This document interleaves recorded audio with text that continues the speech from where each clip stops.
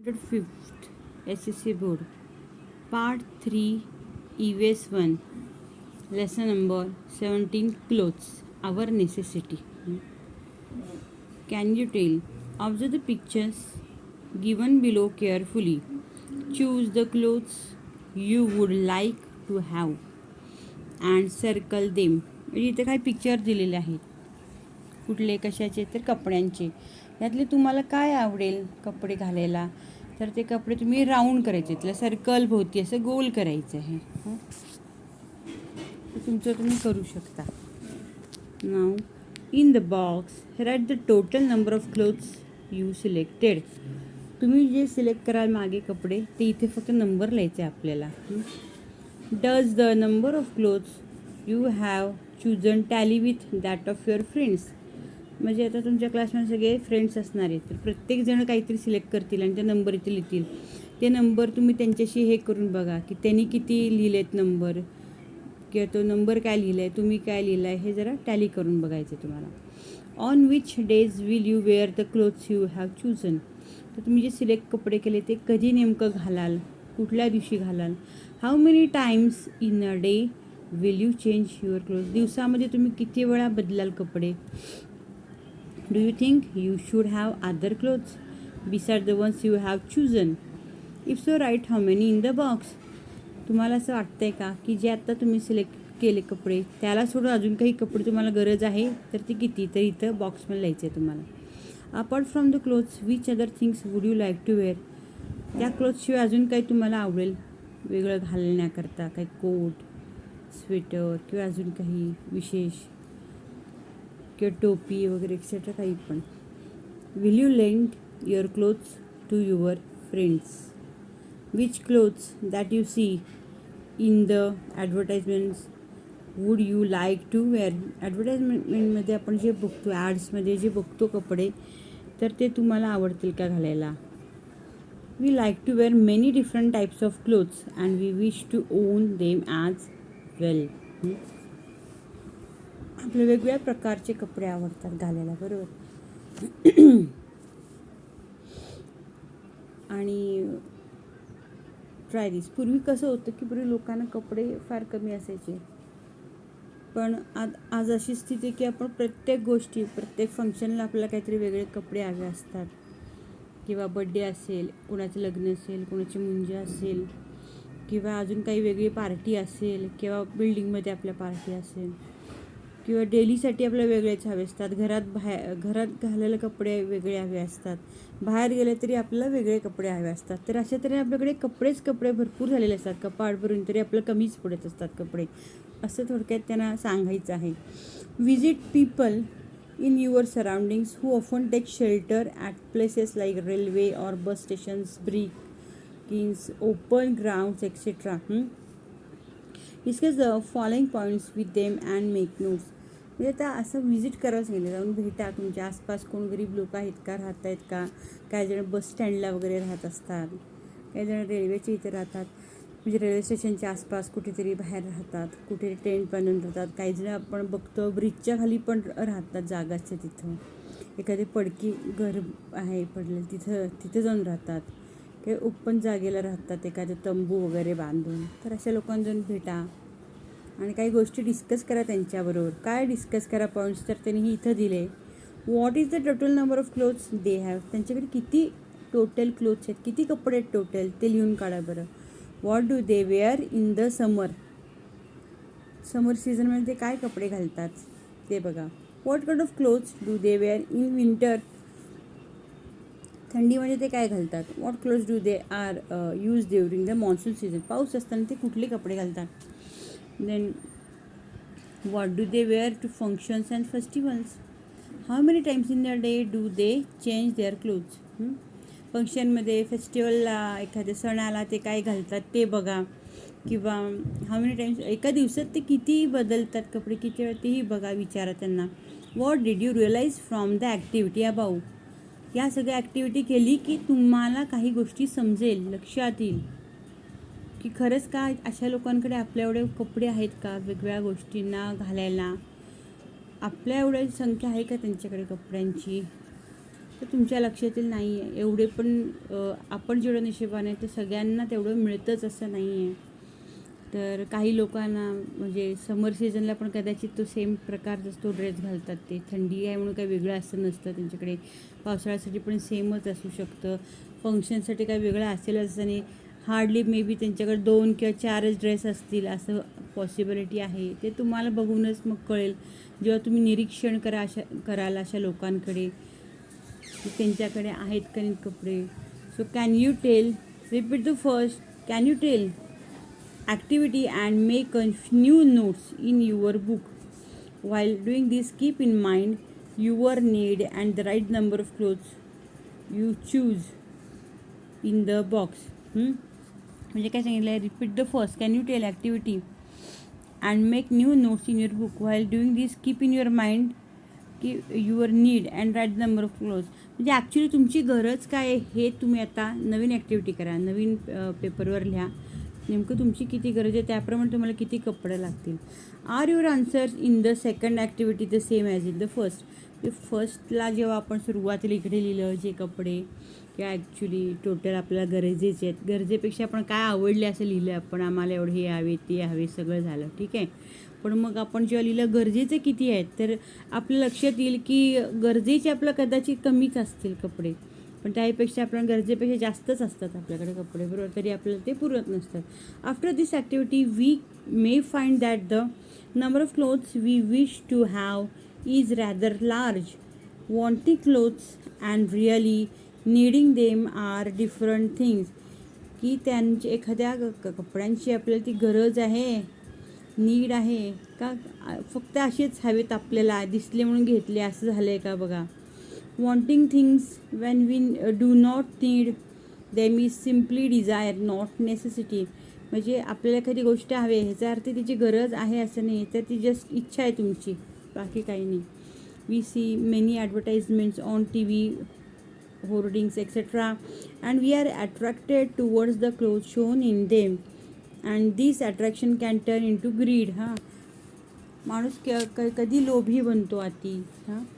तर जेव्हा तो असं ॲट्रॅक्शन्स म्हणजे एखाद्या ॲडमध्ये बघतो ही कपडे आहेत ते आहेत, मग वेगवेगळे ॲप्स पण आलेत आता मोबाईलमध्ये किंवा होर्डिंग्स लावलेले असतात बाहेर. इथं आपण गावात बाहेर जातो हिंडायला वगैरे, वेगळ्या बोर्डवरती ते कपड्याचे ॲडव्हर्टाईजमेंट असतात, वेगवेगळ्या दुकानाचे असू शकतात. मग ते सगळं बघून आपल्याला काय वाटतं घ्यावं असं वाटतं. आपल्याकडे कपडे असताना पण आपण जातो आणि परत घेऊन येतो. तर discuss need and greed for clothes. मग काय झालं, अतिलोभीपणा आपला झाला की सगळं आहे तरी आपण घेतोय. आणि काही ठिकाणी असं आहे की परिस्थिती लोकांना घालायला कपडे नाही आहेत, एखादं 2 जोडच असेल अशी पण लोकं आहेत. काही आपण अनाथ आश्रम वगैरे जर पाहिलं तर लक्षात येईल त्या मुलांकडे कपडे घालायला अक्षरशः 2-3 जोड असतील. कधी काही लोक असे बघाल तुम्ही की त्यांच्याकडे फाटके पण कपडे घालायला नाहीत. आणि मग आपण का एवढे लोभी झालो, एवढे का आपण कपडे घेतोय हे आपल्याला थोडं लक्षात येईल. आपण कुठेतरी कंट्रोल येईल आपल्या खर्चावरती. यूज युअर ब्रेन पॉवर म्हटले. Rohan and Sania have many clothes but they do not wear many of them. Now they are wondering what they should do with all this clothes, help them to solve their problem. एक आपल्याला तुम्हीच विचार करा आणि सांगा, त्यांच्याकडे खूप कपडे आहेत, ते सगळेच ते घालत नाहीत, मग अशा वेळेला त्यांनी काय केलं पाहिजे आहे असं विचारले आपल्याला. नाऊ ट्राय दिस फॉर टीचर्ससाठी activity. For this activity visit nearest centre of textile industry with the students and arrange an interview with the skilled workers there. म्हणजे टीचर्सनं सांगितले की तुमच्या आसपास एखादी टेक्स्टाईल इंडस्ट्री असेल जिथे कपडे वगैरे तयार होत आहेत, तिथे जाऊन तुम्ही म्हणजे स्टुडंट्सना घेऊन जाणे, इंटरव्ह्यू तिथे अरेंज करा. आणि स्किल्ड वर्कर म्हणजे ते जे काम करणारे लोक आहेत, कामगार लोक आहेत, त्यांना व्यवस्थित त्यांना स्किल येते हे कपडे कसे करायचे, त्यांच्यावर कधी मीटिंग ठेवा. म्हणजे तिथं जाऊन भेटा, त्यांना काही प्रश्न विचारा, त्यांना समजून घ्या असं सांगितलेलं आहे. एक ॲक्टिव्हिटी थोडक्यात सांगितले तुम्हाला ती स्कूलमध्ये टीचर्सना. During the interview obtain the information about the following points. त्या स्किल्ड वर्कर्सना जेव्हा तुम्ही भेटाल तर काही गोष्टीची इन्फॉर्मेशन घ्या म्हणून सांगितले. जसं की व्हॉट इंडस्ट्री इज दिस, म्हणजे इंडस्ट्रीचं नाव काय आहे, इंडस्ट्रीमध्ये काय नेमकं होतं आहे, काय बनतं आहे. What is the product of this industry, या इंडस्ट्रीमध्ये नेमकं काय बनतं आहे विचार त्यांना. What raw material is to produce this fabric, एखादे हे कापड करायला, हे फॅब्रिक तयार करायला तुम्ही रॉ मटेरियल काय नेमकं यूज करताय ते समजून घ्या. What does the raw material come from, हे रॉ मटेरियल नेमकं कुठून येतं ते पण बघा, त्यांना विचारा, ते लिहून ठेवा. In what form is the raw material obtain, कुठल्या फॉर्ममध्ये ते रॉ मटेरियल मिळतं तेही बघा. Where is the finish product send for sale, म्हणजे एखाद्या कंपनीमध्ये, एखाद्या फॅक्टरीमध्ये एखाद्या आता प्रोडक्ट तयार झालं, जसं की ते फॅब्रिक तयार झालं, कापड तयार झालं, ते पुढे सेल करायला, विकण्यासाठी कुठे जातं ते पण महत्त्वाचं आहे. In which season are this textiles mainly used, तर हे नेमकं कुठल्या सीझनमध्ये हे टेक्स्टाईल्स यूज होतात. तर what kind of workers are needed for this industry, हे इथं जी काम करायला लोक लागतात, वर्कर्स, ते साधेच कोणी चालतं का काय खास त्यांना यायला लागतं, हे महत्त्वाचं आहे. Where do this workers come from, हे वर्कर नेमकं कुठून येतात, तुमच्या तिथं त्या जागेतच, तिथं त्या गावातच राहणारे असतात का दुसरीकडनं त्यांना बोलवायला लागतं, ह्याची पण इन्फॉर्मेशन घ्या. In what way have centres of textile industries change since the olden days, म्हणजे जुन्या काळापासून कसं टेक्स्टाईल इंडस्ट्रीमध्ये काही चेंजेस होत गेलेत. In what way have centres of, म्हणजे एखादं गाव असतं की आधी काही नसतं, पण तिथे टेक्स्टाईल इंडस्ट्री समजा तयार झाली आहे, मग त्यासाठी काय काय तिथं चेंजेस होत गेले. त्या गावातल्याच लोकांना जर करता येत नसेल तर त्यांना वेगळीकडनं बोलवायला लागलं असेल ना, वेगवेगळ्या देशाभराच्या लोकांना, की जिथं ज्यांना ह्या गोष्टीची सवय आहे, काम करून माहीत आहे, अशा लोकांना दुसरीकडनं बोलवून घ्यायला लागेल ना. सो त्याप्रमाणे त्या गावाला महत्त्व येत गेलं. जसं मुंबईबद्दल आपल्याला माहिती आहे, टेक्स्टाईल इंडस्ट्री आहे तिथं, तर ही सुरुवात जेव्हा केली तिथं कदाचित ते स्किल्ड वर्कर असतील नसतील, मग तेव्हा त्यांना दुसरीकडनं मागून घ्यायला लागली लोकांना काम करण्यासाठी. What problems are encounter in this industry, म्हणजे इंडस्ट्रीमध्ये नेमकं जे आपण करतो तयार इंडस्ट्री, तर त्या लोकांना, त्या मालकाला काय प्रॉब्लेम येतात हे पण तुम्हाला समजून घ्यायला लागणार. We obtain information about the textile industry centers by asking the questions given above. We obtain information about the textile industry centers by asking the question given above. एखाद्या गोष्टीबद्दल तुम्हाला समजून घ्यायचं तर तुम्हाला तिथे क्वेश्चन विचारायला लागतील, त्यांच्याशी बोलायला लागेल, कम्युनिकेशन करायला लागेल. जेव्हा व्यवस्थित तुम्ही कम्युनिकेट कराल, त्यांना काय विचाराल, त्यांच्याकडनं समजून घ्याल, तेव्हाच तुम्हाला या गोष्टी सगळ्या म्हणजे माहीत होतील, information. Now let us see examples of the textiles that are the specialities of Maharashtra, like the Paithani of Paithan and Yeola, Himroo shawls from Chhatrapati Sambhajinagar, bedsheets and bedspreads from Solapur, handloom and powerloom cloth from Ichalkaranji etcetera. कुठल्या ठिकाणी काय तयार होतं, महाराष्ट्रामध्ये प्रसिद्ध हे दिलेलं आहे. म्हणजे पैठणी साड्या तुम्ही ऐकल्या असतील, पैठणी ज्या साडीवरती मोर असतो, मोराचं विणकाम केलेलं असं, अशी ती पैठणी जी खूप कॉस्टली असते ती पैठणमध्ये मिळते आणि येवलेमध्ये मिळते, येवलामध्ये. हिमरू शॉल्स, हिमरू नावाचे शॉल्स ज्या होतात तयार, त्या छत्रपती संभाजीनगरमध्ये होतात. आणि बेडशीट्स आणि बेडस्प्रेड जे असतं, बेडवरती आपण घालतो बेडशीट वगैरे ते, तर ते सोलापूरमध्ये तयार होतं. हँडलूम आणि पॉवरलूम म्हणजे काय, मशीनच्या आधारे केलेलं एखादं कापड किंवा हँड्स, हाताने डायरेक्ट केलेलं हे मशीनच्या म्हणजे विदाऊट मशीन केलेलं ते कापड तयार, तर कुठं इचलकरंजीमध्ये ते तयार होतं. You will understand this better from the map on the next page. Next पेजला एक मॅप आहे, ते आपल्याला पाहायला लागेल व तुमच्या ते लक्षात येईल नेमकं हे सगळं कसं आहे ते. To the index of the map add the textile industry that you know of but are not shown here. Mark them at the appropriate places on the map. आता इथं दिलं आहे महाराष्ट्र, दाखवलं आहे आपला, राईट. महाराष्ट्राचा हा मॅप आहे, स्टेट, इम्पॉर्टंट टेक्स्टाईल इंडस्ट्री, वेगवेगळ्या इथं चिन्ह दिलेली आहेत. Okay. Cloth from the Ichalkaranji, Ichalkaranji नेमकं इचलकरंजी जे तयार होतं क्लोथ, त्याला हे असं साईन दिलेलं आहे. बाकी बेडशीट फ्रॉम सोलापूरला हे असं दिलं आहे, बरोबर, पेंटागॉन आहे ना. बरं, हिमरू शॉल दिलं आहे, रेक्टँगुलर दिलं आहे. येवला साडी, त्याला हे दिलं आहे, हा शेप दिला आहे. पैठणी ऑफ पैठण असं दिली आहे. सो हे लगेच बघून आपलं लक्षात येईल की ही पैठणी आणि पैठण आहे, असं लक्षात येईल तुम्हाला बघितलं की वरती हे सोलापूरमध्ये होतं आहे. हे कुठे होते क्लोथ इचलकरंजीमध्ये होते, म्हणजे इचलकरंजीच्या आसपासच आहे. तर मग हे काय दिले, येवले नाशिकच्यामध्ये येवले येते इथं. मग संभाजीनगर, छत्रपती संभाजीनगरमध्ये जे आपलं बघितलं आपण ते इथं राईट. याचं सगळं बघितलं की तुमच्या मागे वाचा आणि परत एकदा हा मॅप जर बघितला महाराष्ट्राचा, तुमच्या लक्षात येईल कुठं काय ठिकाण आहे लक्षात येईल. So Lucknow chikan, Kashmir silk, Banarasi silk, Kodiyal Pitambari, Pochampally, Narayanpet, Kanjeevaram, Patola and Mysore silk are some types of sarees. These sarees from different parts of India showcase the diversity of our country. आपल्या जी देशाची विविधता आहे ती आपल्या साडीवरतीच कळेल.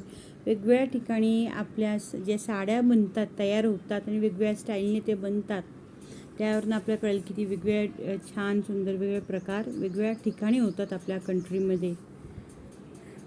इथं साड्या दाखवल्या त्या वेगवेगळ्या प्रकारच्या.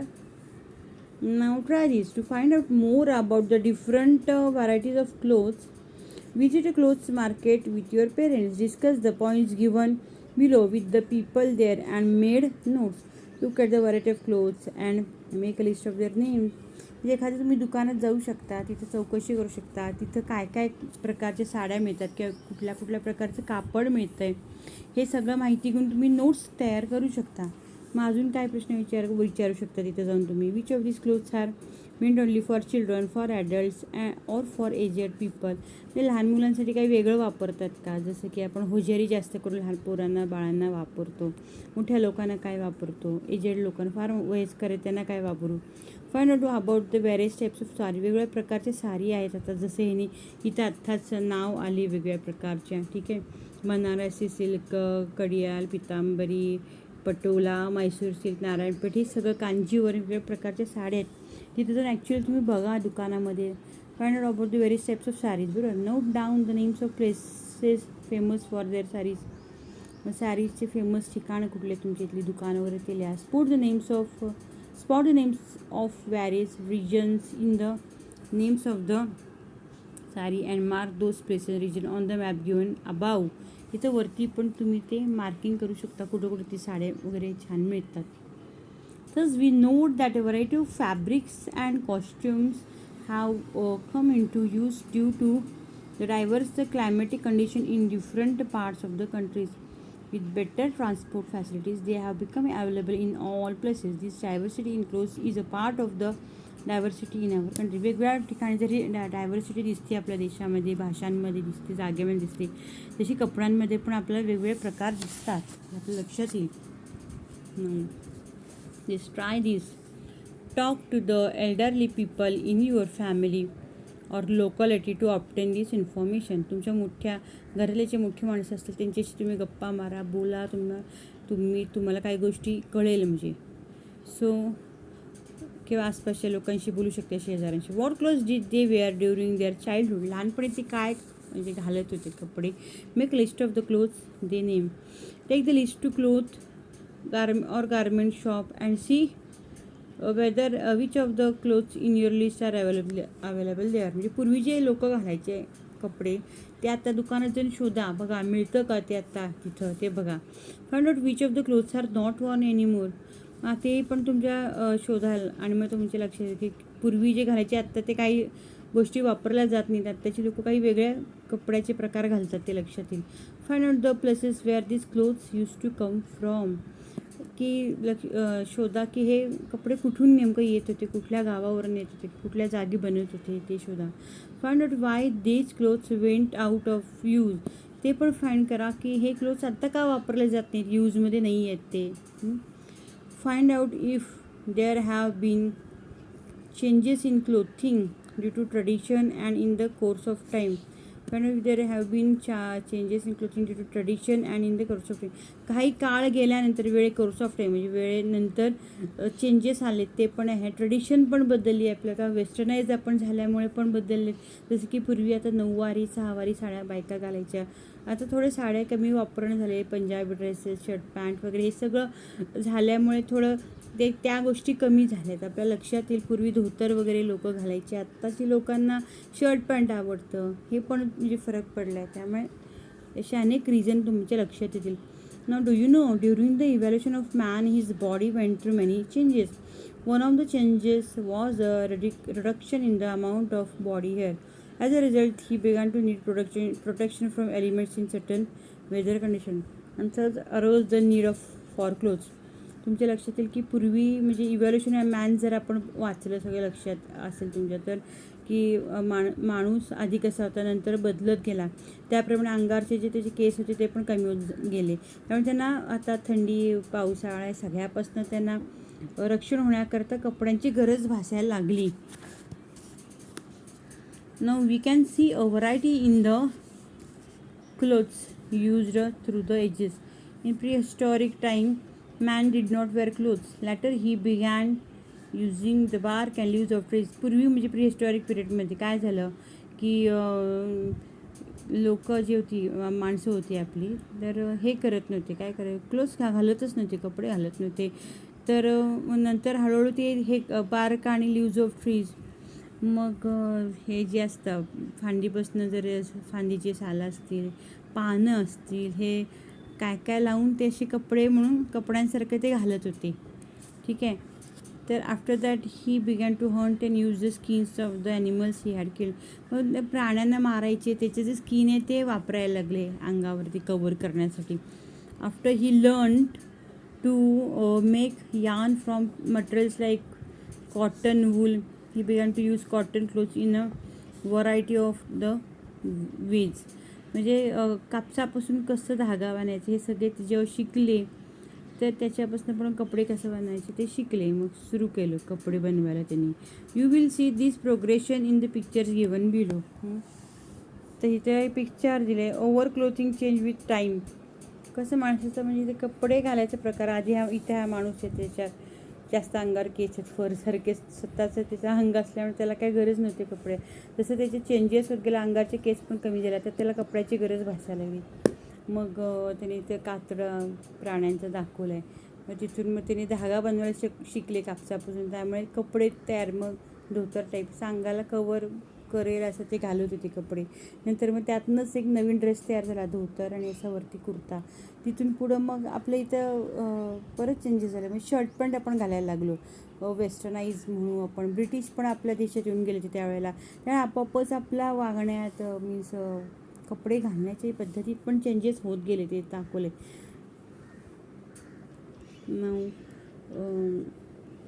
Also always remember, nature has given us enough to fulfil the everyone's needs. बरोबर. However, nature cannot quench man's greed. Man must give priority to his needs and not desires. Only then will nature be able to take care of us all. म्हणजे नेचरने actually आपल्याला सगळं दिलं आहे, जे हवे ते निसर्गाने मुळात सगळं दिलं. आपल्याला पाणी लागतं, आपण जन्माच्या आधी पाणी तयार आहे, नदी असते ना, आपल्या जेवायची गरज, तर सगळं खायला पण तयार आहे, शेत आहेत, सगळं आपल्याला माहिती आहे, कडधान्य आहेत, आपण जे रोज खातो ते सगळं निर्माण करून दिलं नेचरने. कापड हवे आपल्याला तर कापूस दिला, ते सगळं म्हणजे हर तऱ्हेने आपल्या नेचरने मदत केलं. पण अति जर आपण हाव केली या गोष्टींची, तर निसर्ग हे पूर्ण करू शकत नाही. अति हाव करणं माणसाचं चुकीचं आहे. Mumbai. Now do you know Mumbai was famous worldwide for its textile mills, the humid weather on the island facilities the manufacture of the long thread for making cloth. That is why Mumbai became a big center for the textile industry. The flourishing cloth industry attracted workers from all over the country who came and settled here. From them on, Mumbai became an important hub for the financial activity in India. Mumbai was famous for worldwide for textile mills, the humid weather on the island facilities, the manufacture of long thread for making cloth करायला, कापड करायला जो धागा लागतो तो long thread होण्याकरता humid टेम्परेचरची गरज असते, वेदरची गरज असते ॲक्च्युली, वातावरणाची. तर ही मुंबईमध्ये असल्यामुळे तिथं क्लोथ बनणं सोपं झालं. त्यामुळे आपोआपच तिथे टेक्स्टाईल इंडस्ट्रीज हे वाढल्या. That is why Mumbai become a big center for the textile industry, and the flourishing cloth industry attracted workers from. आणि तिथं मग मोठमोठ्या कंपनी त्या ज्या हे झाल्या इंडस्ट्री तयार झाल्या तिथं जी काम करायला कामगार लागतात, लोक लागतात, हे वेगवेगळ्या प्रकारचे वेगवेगळ्या आपल्या देशातनं वेगवेगळ्या ठिकाणाहून लोक तिथे आपोआप अट्रॅक्ट झाले, नोकरी करता यायला लागले आणि तिथंच राहू लागले. त्यामुळे मुंबई एक मोठा हब झाला. तिथे अनेक म्हणजे पैशाचे मोठमोठे व्यवहार होऊ लागले त्यामुळे आता. म्हणून त्याला पैशांचे व्यवहार म्हणजेच फायनान्शियल ॲक्टिव्हिटी म्हटले इंडियामधली तिथली वाढली जास्त. Now use your brain power. The clothes worn in different regions of the country are different depending on the local climate. Collect pictures of the traditional clothes worn in Jammu and Kashmir, Rajasthan, Maharashtra and Kerala. Discuss the climate of those areas based on the pictures. तुम्ही थोडासा तो हे करा म्हणजे शोध घ्या आणि collect करा पिक्चर्स की जम्मू काश्मीरमध्ये लोक कसले कपडे घालतात, राजस्थानमध्ये काय घालतात, महाराष्ट्रात कसे घालतात, केरळामध्ये काय घालतात, हे सगळं डिस्कस. तिथलं क्लायमेट काय आहे हे सगळं तुम्ही ज्या चेक कराल, शोधाल, लिहून ठेवाल, तुम्ही त्याप्रमाणे तुमच्या लक्षात येईल की वेगवेगळ्या क्लायमेटप्रमाणे पण तिथले कपडे बदलले गेले आहेत हो की नाही. जिथं आता पाऊस असेल तिथले कपडे वेगळे असतात, जिथे जास्त थंडी असेल, बर्फ पडत असेल तिथले कपडे वेगळे असणार आहेत, ते तुमच्या लक्षात येईल. What we have learned. So या अख्ख्या आपल्या लेसनमध्ये आपण काय लर्निंग केलं आज, नेमकं कशा करता दिला आहे धडा. Wanting things you do not need is desire not necessity. We must use things only as we need them. Several regions in our country have a tradition of producing fabrics characteristics of the place. We learned about the diversity in clothing in our country with the help of the maps. एवढ्या सगळ्या गोष्टी आपण आज शिकलेल्या आहोत.